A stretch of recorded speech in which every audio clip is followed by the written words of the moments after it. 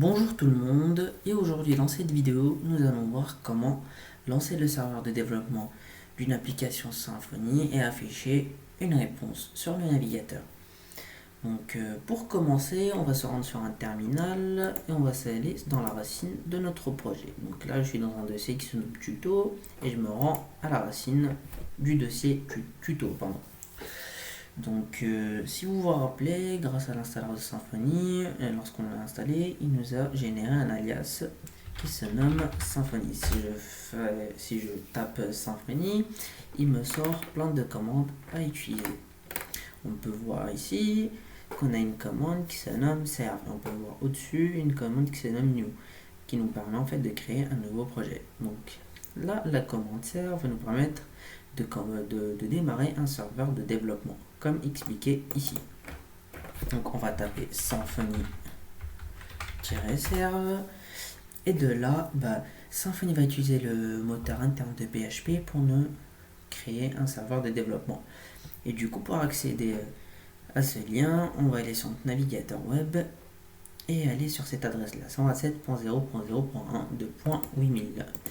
Donc je vais sur mon navigateur, je tape l'adresse et voilà sur quoi on tombe la première fois qu'on crée un projet Symfony et qu'on démarre la première fois le serveur. Développement local. Donc nous allons maintenant attaquer la partie affichage.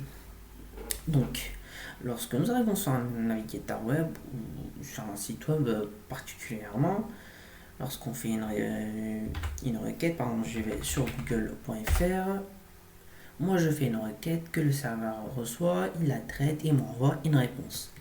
Du coup avec Symfony on va faire la même chose. Lorsqu'on arrive sur la racine du projet, le serveur va voir qu'un navigateur, ou plutôt un client a fait une requête et va leur envoyer une réponse selon ce que le client a demandé. Donc pour commencer, on va aller se positionner au niveau du dossier SRC et du dossier contrôleur. Rappelez-vous encore, Symfony est un framework basé sur le design pattern controller, MVC, Model View Controller. Donc ici, on va venir se créer une classe. Je vais l'appeler homecontroller.php. Je peux très bien l'appeler toto.php, home.php, index.php, mais la convention dit que lorsque nous nous positionnons dans un dossier, d'utiliser le nom de notre classe préfixé de contrôleur. Par exemple, ici, je vais avoir home controller. Si j'ai un dossier form, je mettrai form type, etc. etc.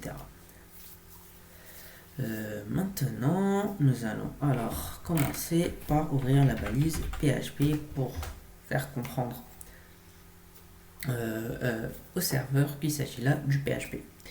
Donc là, on va se positionner dans le namespace de notre dossier SRC qui se nomme app /contrôleur.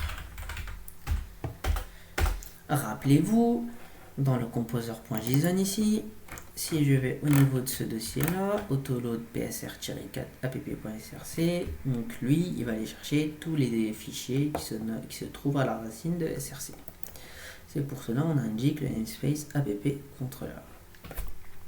Donc là, je vais commencer par instancier la classe, créer la classe, home controller, comme ceci. Maintenant, pour pouvoir afficher une page, grâce à Symfony, on va créer une méthode public function. On va l'appeler home. Hop, et voilà. Maintenant, vous êtes d'accord, pour pouvoir accéder à une page, soit on va taper ici l'URL, par exemple toto.fr, soit je peux taper sur Google test et là j'accède depuis le navigateur.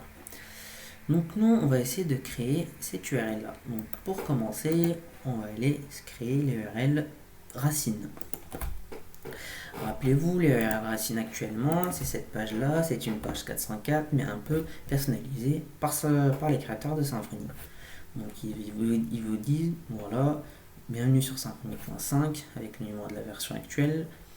Il vous donne un petit peu des liens pour pouvoir commencer. Si j'actualise, vous pouvez voir quelque chose de plus de sympa. Le fond de couleur change. Et maintenant, je vais créer une route. Sur Symfony, on peut créer une route de deux manières. Soit on va aller dans le dossier config et de là, on a un fichier qui se nomme route.yml et ce fichier-là va nous permettre de donner le nom à une route, de donner un path, c'est-à-dire un lien, et de lui indiquer un contrôleur. Soit on peut faire d'une autre manière qui est par un système d'annotation. Moi personnellement, j'utilise toujours les systèmes d'annotation parce que je trouve que c'est plus simple, tout est regroupé au même endroit et ça permet de mieux se retrouver. Mais on peut très bien utiliser le système d'annotation YAML.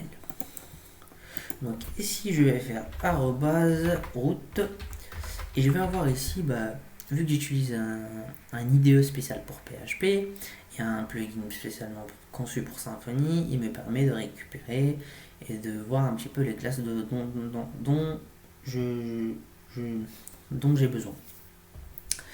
Donc ici, si je tape @route, je me retrouve avec cette méthode là qui se nomme route. Et on n'oublie pas d'importer ce namespace là.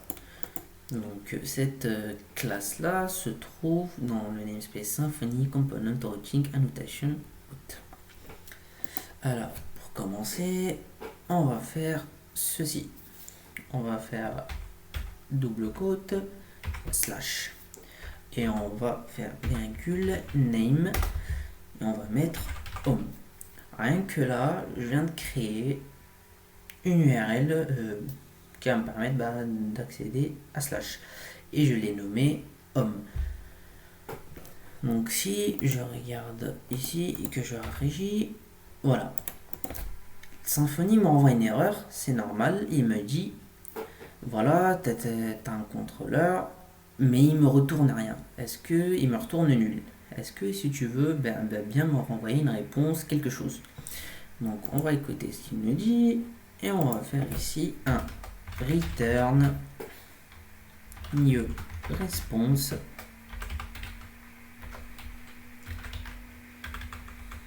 cette classe là. Alors cette classe là, elle se trouve dans le namespace Symfony Component Routing Symfony Component HTTP Foundation Response. Alors cette classe là, elle permet de renvoyer une réponse suite à une requête effectuée par le client.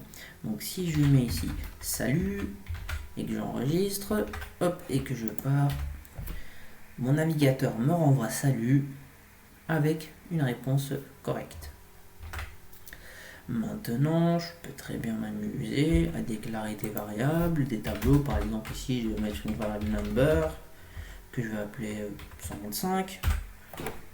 Hop, et que je vais venir ici, l'afficher number.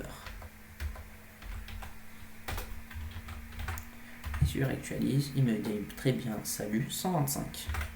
Dans cette vidéo, nous avons vu un petit peu comment envoyer une réponse sur Symfony. Dans la prochaine vidéo qui va suivre, on va voir comment ajouter un paramètre à notre route pour pouvoir la rendre un peu plus dynamique.